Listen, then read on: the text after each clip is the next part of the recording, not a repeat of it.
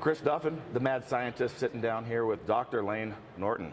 So I think people are going to really enjoy the discussion. We're probably going to deviate maybe from where you would expect to go with the discussion, because I do a lot of movement stuff.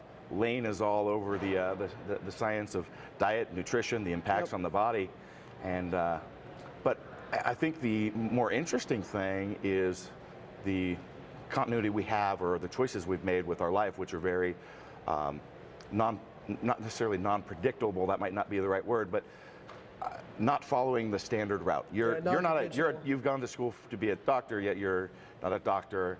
I'm a business executive that lifts weights for a living and helps doctors move. I train and lecture doctors and strength trainers and things like that on movement. So we've really gone like these really odd places with our life. Can you talk to me about how you got to be where you're at?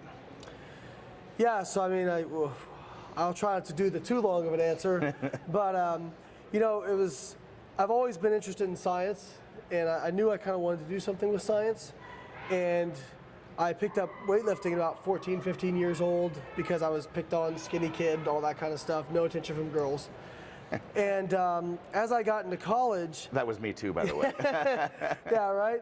Nothing like insecurity to drive you to the weight room. I was the nerdy 4.0, valedictorian. I'm going to get into sports. I'm going to start lifting weights. So I wasn't that smart, but no. So I knew I wanted to do something with science, and then I was really getting into bodybuilding when I was in undergraduate. And biochemistry seemed like a good field because, that is kind of the study of the body and metabolism and whatnot. And as I got further into biochemistry, I just had all these questions. Like, as I learned more, I realized how much I didn't know, It's like amazing.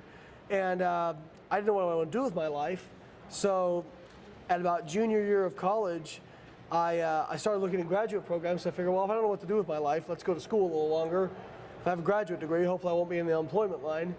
And not even really with the idea that I wanted a PhD. I just wanted to learn more. Whether it was a master's, PhD, it didn't really matter to me.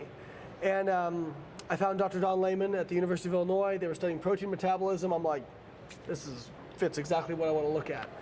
So I went there, he convinced me to do a PhD as opposed to a master's, because I said, well, what's the difference? And he said, well, this is, and I'm not putting down master's degrees at all, but he said, well, do you want to work in the lab or do you want to run the lab?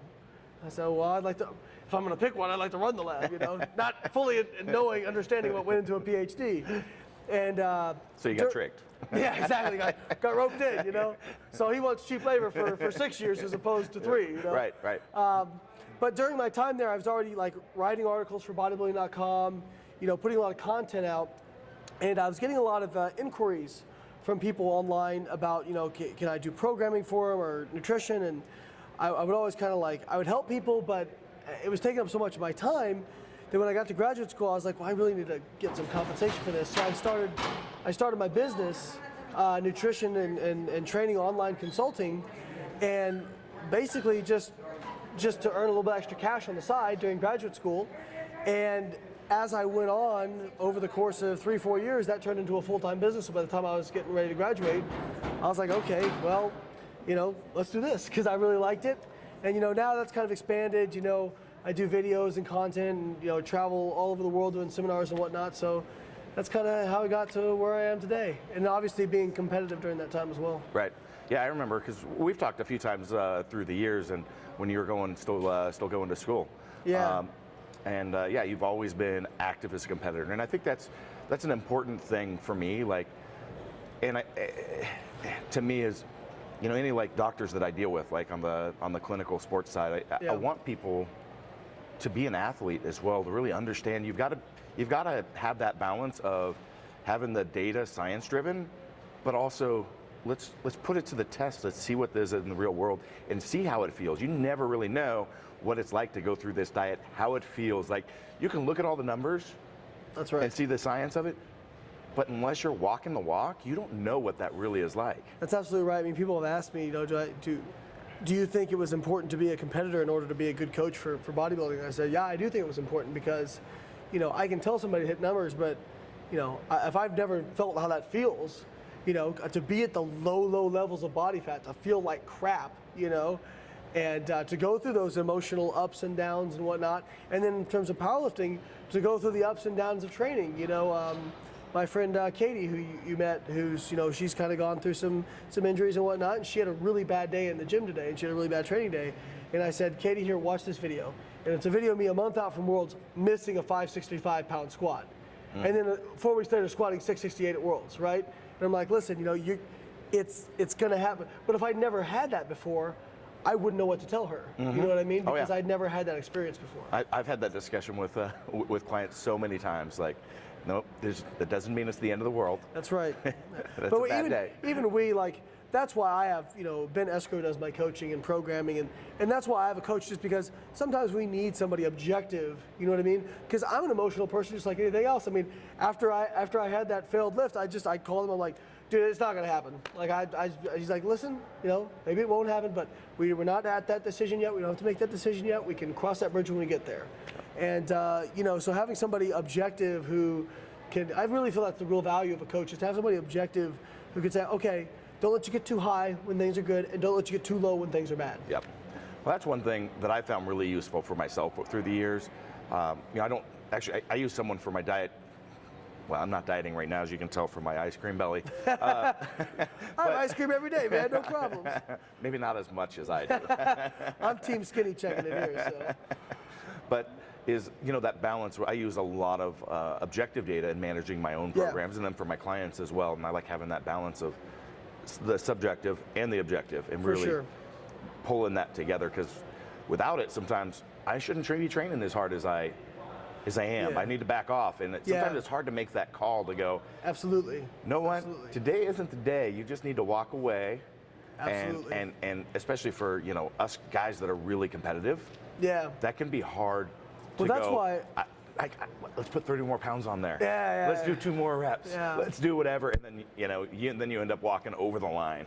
But that's why I have such a hard time doing auto-regulation, because, you know, like RPE scale, and I'd like some guys it works great for. I am such a grinder when I squat, for example. Like, I'll squat I've done 668. I squat 500. It'll be slow. You know, like, if you look at me, you would go, I don't know, you could do maybe like 30 more pounds, you know? And so everything feels like a high exertion. I perceive a high level of exertion, even on something that I can do for 10 reps. You know, something I can do for 10 reps, it still feels difficult for me. So it's hard for me to use that scale very well, you know? Whereas, like, but that's why, like, objective things, like, for example, if you have a Tendo unit or something like that. And that's what we use, because the same thing with the RP. I really love the theory behind it, but in application, sometimes you have people that everything's a 9. Right. Some people work really well for, you know, like Mike Tuchscherer, who's a really objective guy, you know, very self-reflective. He can use it, and he knows himself so well, you know.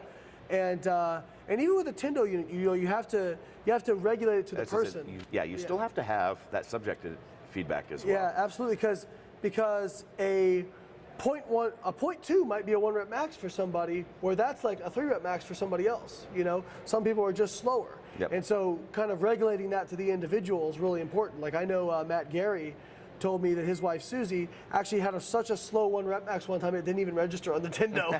So, and then I was squatting at with my friend Ryan Doris, and I was supposed to do 575 for 4. I remember this, and I went down to my first rep, and for whatever reason just zoned out, and I started to come up, and then started to go back down, and then went back up again. And he goes, you realize you would have like a negative on the Tendo, like it wouldn't even registered. So, and then I did 3 more reps after that. She's like, you don't make any sense. So, but that's like, you know, knowing yourself, knowing your lifters becomes really important.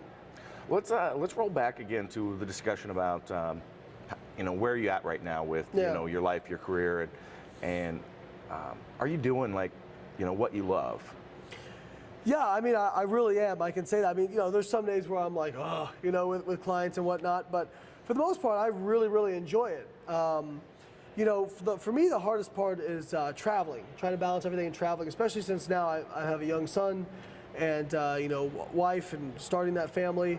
You know, everybody always told me it's going to be different. It's going to be different. I was kind of like, you know, people making excuses, and no, it really makes it different. You know, it is. It is. And so it's like I'll schedule travel, not thinking about, and then it gets here and it's like, oh crap, I got to go here again. You know, so it was really cool at first, and it's very flattering because people want me to come so many places, but it's gotten to the point where it's like, okay, I really have to hold off on some of that stuff, you know, just because otherwise I end up, like when I'm home, I'm just trying to catch back up from everything I missed from when I was traveling. Yep. So that's probably the hardest part for me. Yeah, I've had to manage it with, you know, I've only limiting myself to a certain number of travel per month, per quarter, so on, because, you know, I get people all the time, like seminar requests, can you do this, can you do this? I'm like, well, can't you just pop down? Don't you have free weekend? I'm like, do you know what that is, the cost to me, like being away from my family and stuff? Yeah, exactly. You know, that's a significant deal, and when you're gone all the time, I mean, weekends are, for a lot of people, family time. I mean, my wife works, my kids are in school.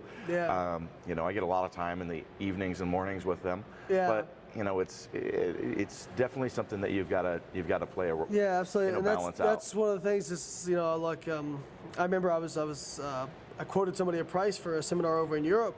Like, that's really expensive. And I said, I know, but you have to understand, you're not just paying for that day of the seminar. You're paying for the day I'm traveling. You're paying for the time I spend away from my family. Because I told somebody this one time, if I could make the same amount of money staying at home that I can make over here, why am I going to travel? You know, and people. I've had that same discussion several times with overseas interests. Absolutely. It's like, sorry, I can't do that for. It's not personal. You know. It's business. You know? Absolutely. But you know, it's not like you're greedy or anything. This is a balance of, like, you know, the important things. Why we're here. I mean, what's the most important thing to you? Family. Family. Absolutely. Exactly. And at the same time, you need to be able to provide for that family. So you've got this balance of those other things. So it's one of those things where it's like, yeah, I mean, if it makes financial sense and it makes sense for being away and that sort of thing, okay, we'll do it. But if it doesn't make financial sense, it's not that I don't want to come. It's not that I'm insulted or upset or anything like that. It just doesn't make sense. Yeah. But absolutely, at the same time, I'm sure you're the same way. Like, when I go do that stuff, it is so rewarding. Sure. Like, you're sitting there, you're meeting all these people, and a lot of times you're changing these people's lives. They walk away from this, because you always get feedback months and even years later from doing stuff like that of, wow, I'm continuing to do this path. Here's the records I've set. Here's the, you know, so on. And it's like, you've taken me out of pain, or, you know, any of those pieces that you had an effect on, or just inspired people. It's incredibly rewarding. I mean, that's why I love doing what I'm doing, and that's why we're sitting down, because I know you're kind of in the same boat. Just you're in the nutrition, you know, training, you know, side, and you know, I'm over here on the, you know, the movement stuff. So well, I think you gotta. I lectured for a nutrition class, actually, a college nutrition class a few months ago, and but it was about what you can do with your degree. And people would say, well, what job, or not what you can do, but it was kind of talking about life after, you know, college. And a lot of the students said, well, what kind of job can I get with a degree in nutrition? I said, you're asking the wrong question. Do you love it? Okay? Because if you don't love it, like, who cares if you make $70,000 or $100,000 a year? How much money would you pay to get up every day and be able to do what you love to do, right? Like, how much of that money would you give back to do what you love to do, to not be miserable? Because, and I was talking to a girl I met at dinner the other night about this, you know, if you love it, do that. Because if you're Neil deGrasse Tyson, do you know who that is? An astrophysicist? He said something really great that I thought was a great quote. And he was talking about his children. Somebody asked him if they were going to get into physics. He said, you know, if they want that door, it's open, you know, and I would be happy to foster that. But I'm not going to push them into that, because it would be a false passion if I did. And I believe in true passion. If you're truly passionate about something, people will beat a path to your doorstep. You know, if you're good at it, you're truly passionate, they will beat a path to your doorstep. And that just really resonated with me, because that's what I found. Because you know, I don't really see what's that special about me over the years. I just talk about what I'm passionate about, right? But so many people have latched onto that because they see somebody who's passionate and it inspires something in them, right? Yep. And so I think my friend Ryan Dorsey, I think he said it best. He said, "Don't try to fake passion, because you can't. Because you can't. If you will meet somebody who's truly passionate, and they will embarrass you. Yes. You know. And I found this to be very. He's like, "Can you imagine if somebody came in here right now and started talking about leucine, and they were like, oh yeah, you know, leucine stimulates mTOR and blah blah." He's like, Layne's up here like throwing his fists in the air and like, you know, getting pumped up about it, because that's what I love to do.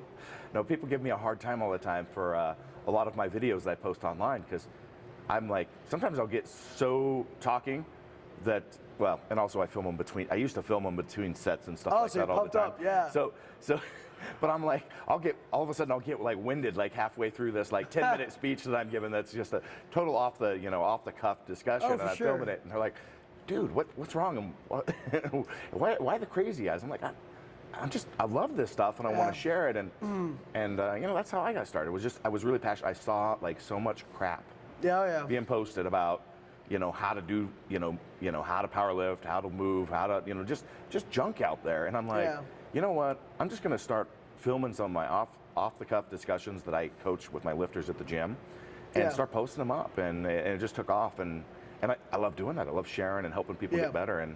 And that's why I wanted to sit down with you, because I know you're on the same boat. We're doing the same thing. We're doing it in different areas, and you know, we could sit here and talk about you know, either of our passions. If both of us would love to, we could probably sit here for the next few hours if we wanted to talk about, you know, squat, deadlift, and bench technique. I'll be like, let's talk some more about this. And then if the other, exactly the same thing else would happen if we're talking about, you know, let's start talking about macros and, you know. I mean, it's just, you know, I was doing a Periscope the other night. Are you familiar with Periscope? Live video. I know a little bit. Like I had to see people on Instagram keep telling me I need to be doing it. Yeah, it actually is pretty nice. But I was doing one the other night about failure. You know, about you know, people who fail. And I was in the middle of a workout, and just like ended up being like a 2-hour in between sets. Just, you know, and I was talking about, you know, somebody saying about going back to school and that sort of thing. I said, well, you know, if you love it, do it. You know, like, well, a lot of people live their life like they're never going to die. You know, so I'll do this tomorrow, or I'll do this next week. It's like, no, tomorrow becomes never. Okay, so do it freaking now. You know, do it. I say I hate New Year's resolutions, because if there's something that you need to change and you don't have the fortitude to change it right now when you recognize it, it's not going to happen, right? So make it to right now, not tomorrow, not Monday, not, you know, in 2 weeks from now, not on the 1st, right now, you know, commit to it. And somebody said, well, I'm 40 years old, it'd be so hard to go back to school. I know it's hard. It is hard. It's supposed to be hard. It's supposed to be hard to do the thing you want to do. That's why so many people don't do what they want to do, because it's hard, you know, but it's worth it. It's that scare. It's also scary. Yeah. It's scary for the change. And this is something I can't even reach my head around, because it's so foreign to me. Like, people that follow me know that I do like some pretty crazy stuff. Anytime I do something, it's like over the top, you know. Building equipment, making off-road vehicles. Hell, I'll start my own gym. It's giant epic gym. You know, but I'm like, if I'm gonna do something, I'm gonna fucking do it, because it's honestly, this is our portrait. You know, our life. We get to paint whatever we want. You're writing your own freaking book, right? Every day, what page is it going to be? And that book may end at any time as well. And it is going to end. It is. And there's so many people that just let life live them. They get through. They live this day to day, like, I'm just going to, you know, I'm going to get through another day, another week. And on the weekend, I'm going to sit down and watch some football and drink some beers with my friends. And I'm like, I can't even wrap my head around. Like, that to me scares me. And that's like when I was in the business world, it was the same thing. Oftentimes, you know, you're working with a lot of people like that, and it was like challenging them and giving them projects and things that would scare them. And they're like, I don't know if I can do that, or challenge them to go back to school or do this stuff. And that was my way of, and same thing, all of a sudden I'd start having these impact on people. And that's why I was successful in the corporate world, is like, I would put people in this, what scares you? Let's push you there. Let's push you over that limit.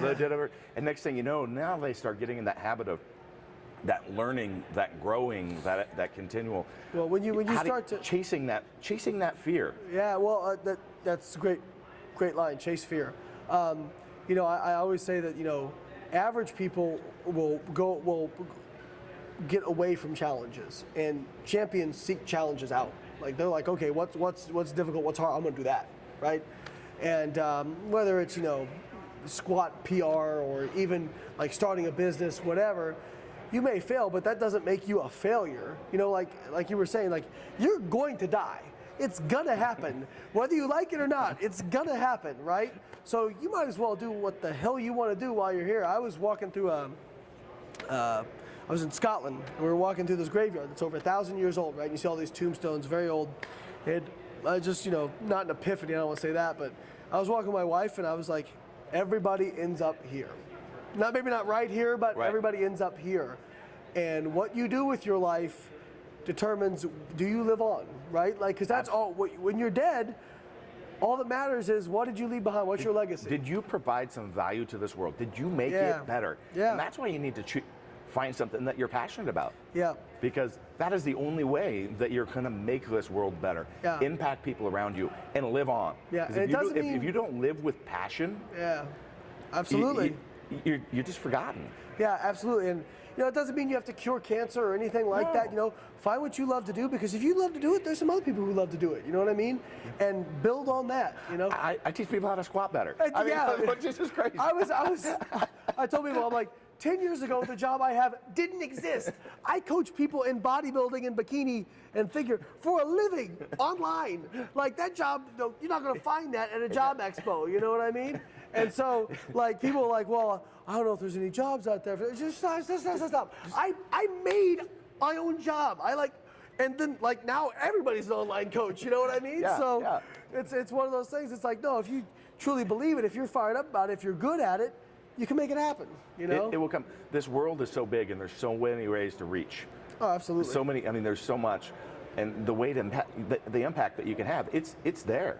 Absolutely. Like I said, find that passion and chase it. Chase your dreams. Yeah, yeah. And it's somebody said one time, they said, Layne, the way you talk, all this kind of stuff, you're always saying, like, don't be average, fear mediocrity, all this kind of. Well, there's got to, by definition, there has to be average people out there. I said yes, and that doesn't mean you have to be one of them.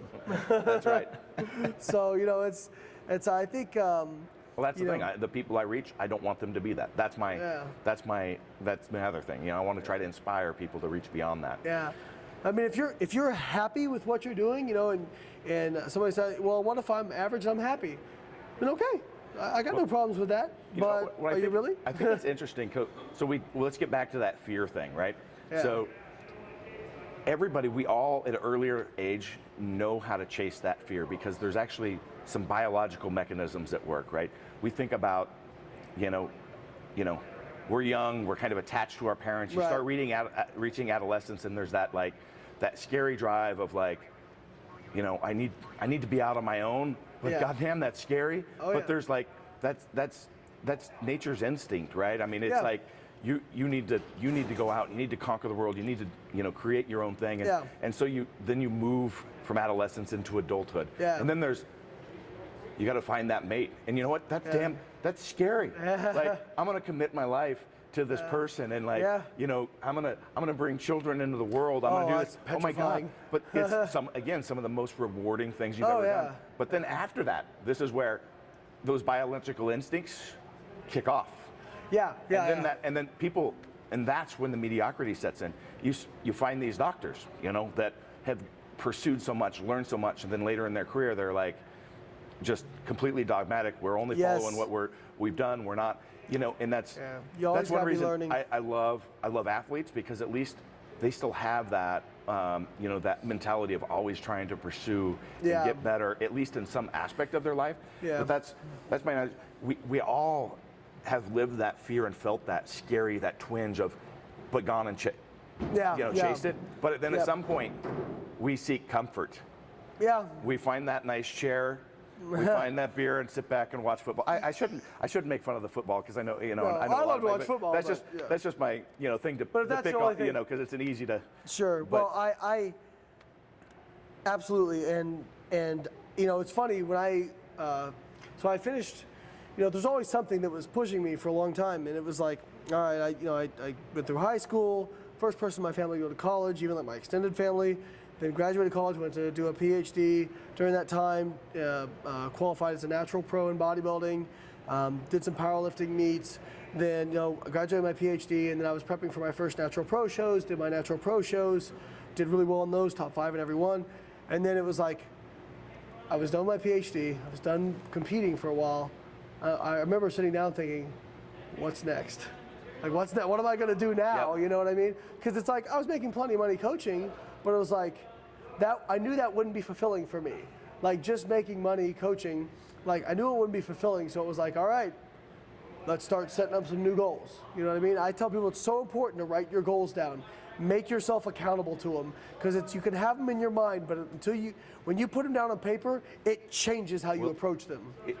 And that is the most important. Everybody says you need to be a dreamer, and I say bull fucking shit. Everybody's a dreamer. Yeah. They want to be a rock star or whatever. The difference is a vision, and that is what are all the tiny steps that you need to do every day along the way to get there. You need to have that in your head, not, oh, it'd be great to be famous or whatever you happen to be, whatever your well, a lot of people have to that big goal out there, and they say that, or they have that goal, but they have no concept of how to get there, and so they never even try to start because it's intimidating, right? Yep. And I love what Les Brown says. I don't know if you're familiar with him, a motivational speaker. He says, leap and grow wings on the way down, because otherwise you're going to be waiting. You will never sprout wings before you jump.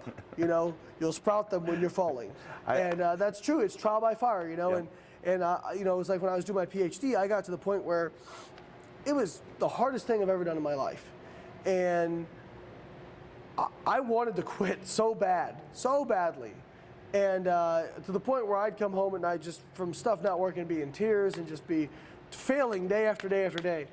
And I finally got to the point of where I got scared to even try anymore, and I stopped working as hard at it. And thanks to my professor, who gave me a kick in the ass. He was a very good man and very respectful, and he was never like beating on you or anything like that. But it was kind of like a disappointed father taking his son and saying, you know, son, you know, this is not acceptable, et cetera, et cetera. And I remember saying to him, you're right, and I'm going to fix it. And I said, you know what, maybe I'll never get my PhD, but I'm going to come in every single day, and I'm going to have 3 things that I have to get done today. I don't know how they're going to weave in the web or whatever, but I know they're going to take me a few steps closer. Or baby steps. And I'm just going to do those 3 things, and if I get some more done, great. But I'm going to make sure I get those 3 things done. And slowly but surely, over time, I got there, you know? You got to chip away at it. You got to celebrate the small wins along the way. Absolutely. But every day you got to make steps. You know, I've traveled a long time. The people that know my backstory, from where I came from to where I sit now, you know, living in a tent down on the river to you know where I'm at today and what I've done for my family. Incredible. And you know, that's what, like, how did you do that? It's like, you know, but you can't you couldn't really see big movements sometimes for years. No. But you know what Steve Jobs said? He said you can't connect the dots looking forward. No. You can only connect them looking back. So if you live in that tent down the river and you say, I need you to get to here, you have no concept of how you can do that, right? Like you come to me when I'm a 14-year-old kid, everybody in my family, never gone to college, nothing like that. Like, we need you to become one of the premier experts in nutrition and training in the world. Like, I can't do it, you know? Like, so you like, you're right, you celebrate the small wins, because I think a lot of powerlifters and bodybuilders are guilty of this. Like, we're so hard on ourselves about the big goal, right? And it's always about the next thing, and we're so driven that we don't give ourselves those wins, right? Like, I have a client, Lauren, and she's really bad about this. Like, she's a great competitor. She's an IP bikini pro. She's accomplished. She's only 23 years old. She's doing her master's in exercise physiology. She's an IFBB bikini pro. Like, she's done a lot of stuff, and like, she won her pro card, won the overall at Nationals, the biggest bikini show in the United States, with straight ones, right? And after National, she never said, you know, like, I'm proud of myself or this or that. Like, you know, like, you got to do that. You got to do it, because then you got to. It's okay to be ready for the next thing, but you got to pat yourself on the back, because otherwise it's never enough, and you just end up getting burned out. You know, like, so after Worlds this past year, when things settled down and the dust had settled, I remember sitting down and said, damn, Layne, you did a good fucking job. Good job. Now let's get ready for the next thing. But you know what? You did a damn good job. I'm proud of you. You know, and you have to say that to yourself. You do. Because otherwise, like, all you focus on is the losses, and you never give yourself those wins.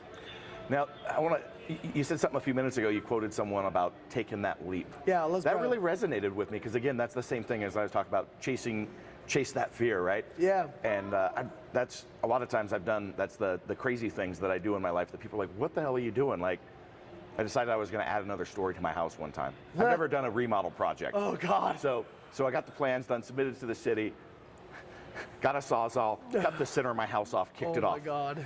And this was like in July or August. I'm like, guess what? I better figure out.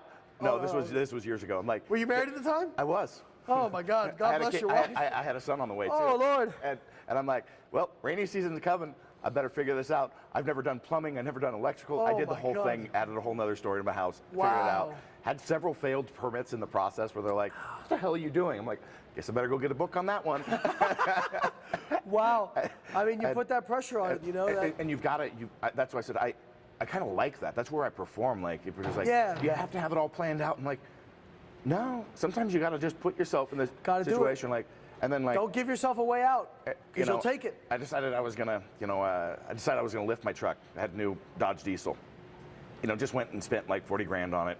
And I'm like, I looked at everything that's purchasable, and I'm like, suspension design is pretty similar to human movement.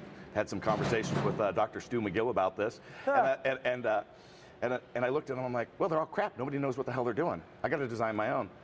I was about ready to go on a family. We were going to go on a driving vacation for a week and a half with my wife and our son, and I'm like, well, I need new tires. I'm not buying new tires of the same size. Yeah. So I pull my truck into the driveway, jack it up, take the plasma torch, cut the entire suspension off. Oh my God. A week before we went on our trip. Wow. And my wife's like, what are you doing? And I'm like, I'm gonna build new suspension. Got to get it done, right?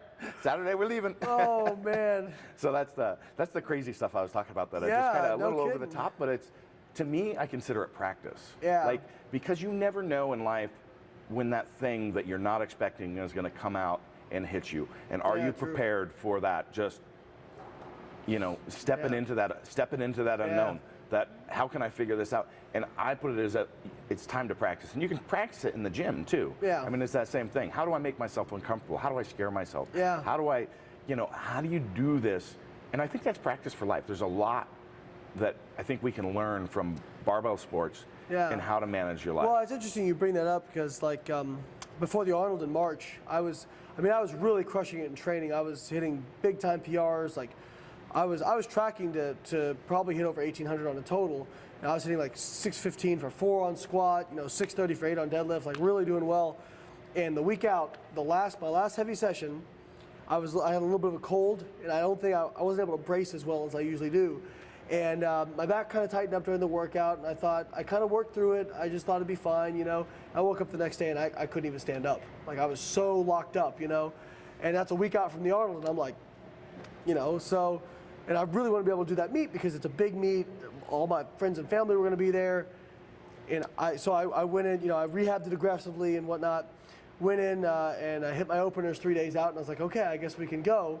But I remember thinking, it actually got me a little bit excited, because I'm like, okay, now it's really going to be a challenge, right? So if we nail this, then we really did it, right? Yep. So I got super emotional after that when I won my class, because it was like, wow, despite all that, still did it, Sometimes I love that when actually things go wrong in like this really weird sadistic manner. Yeah. That I'm like, this is going to be a challenge to figure out how to get out of this. Let's see how big of a badass you are now, right? Right? Let's see if you Exactly. get out of this, yeah. It's like, I need that, I don't know, that's just who I am. But Yeah. So sometimes stuff that's, it makes it stimulating when it's more difficult. Yep. Like I was glad Worlds was in Finland, because I had to travel over there, and it wasn't hometown, and you had to get adjusted to all this stuff. There's all these little things, and then to still perform well, it's like, okay, well, there's no question that I finished the mission, fulfilled what I meant to do. So it's kind of cool in that aspect. And I tell people, I'm like, listen, don't hard stuff. Like things that are difficult are opportunities. You know what I mean? Absolutely. Setbacks are opportunities, and you got to view it that way. It's the way to practice life, and the way, just as we've been talking about, I think this is a good way to wrap this up. Yeah. A way to practice living with passion. Absolutely. And I mean, you can hear us talk about, like you said, we could go back and forth for another hour. It's so true. I think that passion is because most people, they think that they're not successful because, like, let's say in powerlifting, they just don't have the right workout, or they can't get their biomechanics right, or their nutrition's off, or all this stuff. And all that stuff matters. Don't get me wrong, it matters, right? Yep. But what matters more than anything else is, are you fired up every day? And do you just, because I go through bad times of training, I'm sure you go through bad times of training, all that kind of stuff, where stuff feels not every shit. workout's been perfect in my life. Yeah. And that's what people will think, right? Yeah, I know they do. And no, do it fucking hard for 10 years. Whatever you love, do it for 10 years, every single day, regardless of how bad you feel, regardless of how discouraged you get. Do it every day for 10 years, and tell me if you still suck at it. Show me somebody who did. Show me somebody who worked really hard at something for 10 years every day and still sucked at it. I promise you're gonna have a hard time finding somebody. I agree with you. It's determination, it's not quitting. That's what makes the biggest difference. Always it comes down to three things: vision, consistency, and hard work. You got to have all three. Absolutely. So, all right, it's been a pleasure. So I hope everybody enjoys this discussion as much as we did. Unfortunately, we didn't capture some of our B-roll footage on the actual. We were doing technical stuff earlier before we started this, but I really enjoyed this discussion. So I really want to thank you. Appreciate it. Thanks for having me.